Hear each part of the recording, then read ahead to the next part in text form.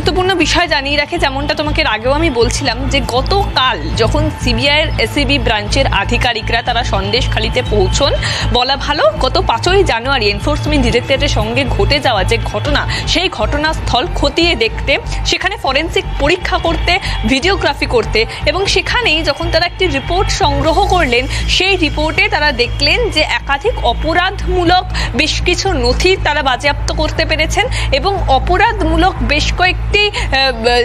অস্ত্র সেখানে ব্যবহার করা হয়েছিল সেই মুহূর্তে, এমনটাই ফরেন্সিক করে তারা পেয়েছেন এবং তারা ভিডিওগ্রাফিও করেছেন। পুলিশের থেকে যাবতীয় নথি তারা সংগ্রহ করেছেন, কারণ গোটা বিষয়টি এর আগে পুলিশ খতিয়ে দেখছিলেন। সেখান থেকে দাঁড়িয়ে তদন্তকারী আধিকারিকরা নতুনভাবে 3টি ধারা যুক্ত করেছেন, যেটা সিবিআইয়ের তরফ থেকে প্রেস রিলিজ দেওয়া হয়েছে। সেখানে দেখা গেল 307 অর্থাৎ অ্যাটেম্পট টু মার্ডার, খুনের চেষ্টা করা হয়েছে, 392 ধারা দেওয়া হয়েছে, যে আরও একটি ধারা দেওয়া হয়েছে, অর্থাৎ যেভাবে তাদেরকে প্ররোচনা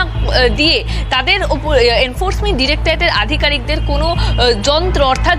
তাদের যে ডিজিটাল গ্যাজেট রয়েছে সেই ডিজিটাল গ্যাজেট লোপাট করার চেষ্টা, লুট করার চেষ্টা, তাদের উপর আঘাত করার চেষ্টা, একাধিক ধারা কিন্তু নতুনভাবে যুক্ত করেছেন সিবিআই আধিকারিকরা।